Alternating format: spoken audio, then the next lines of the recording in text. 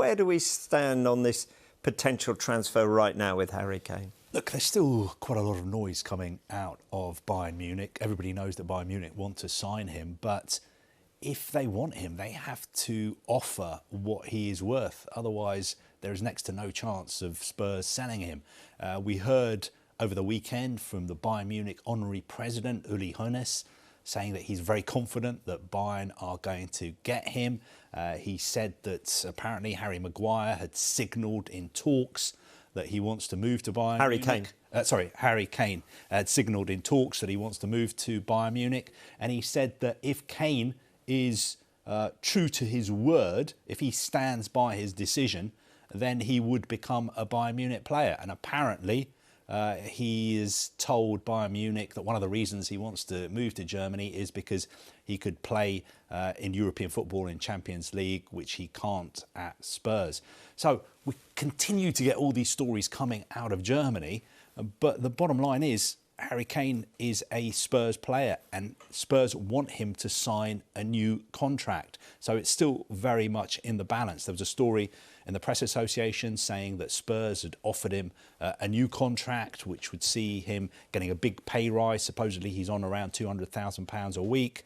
There's been talk that maybe his new contract would also include the possibility of him becoming a coach or a manager or a sporting director at Spurs in the future. So there's a lot for him to consider. But ultimately, the decision is down to him. If he says to Spurs, I simply will not sign a new contract under any circumstances, then you would think that they would have to try and do a deal with Bayern Munich. But again, I don't think they would let him go for less than £100 million. OK, 100 million. Right, let's get to another striker, and that's Romelu Lukaku. OK, what's the latest on his future? Very messy situation. He is due back at Chelsea tomorrow to train at Cobham. The first team squad will already have left to go on their US pre-season tour. I think in an ideal world, as far as Chelsea were concerned, his future would have been resolved. He would have been sold without the need for him to come back to Chelsea tomorrow. Inter Milan have made a couple of bids to sign him. Over the weekend, our colleagues at Sky Italy were reporting that Inter Milan had decided to pull out of negotiations to sign him because they'd found out that he'd been in talks to move to their great rivals, Juventus.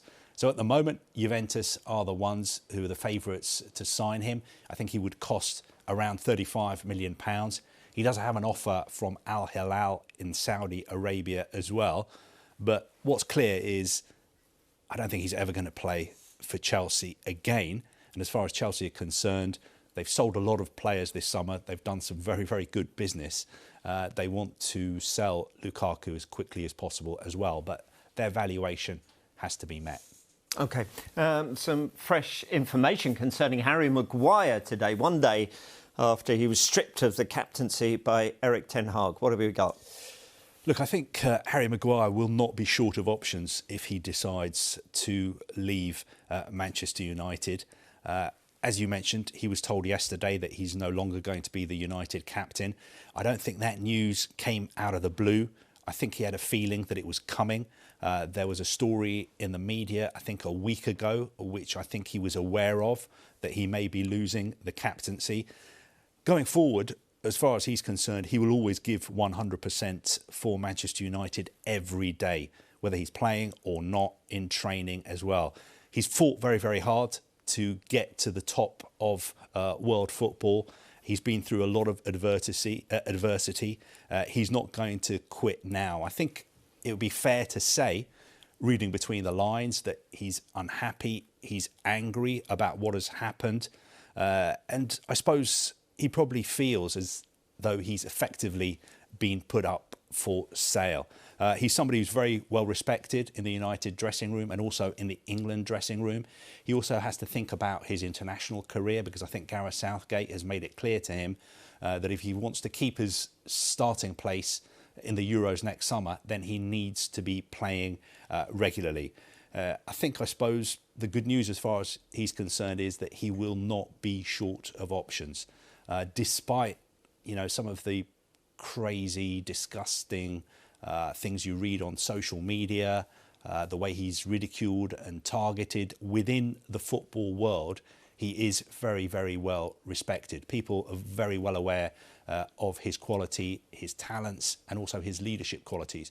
People have short memories because just a few months ago, he was in the Sky Sports team of the Qatar World Cup.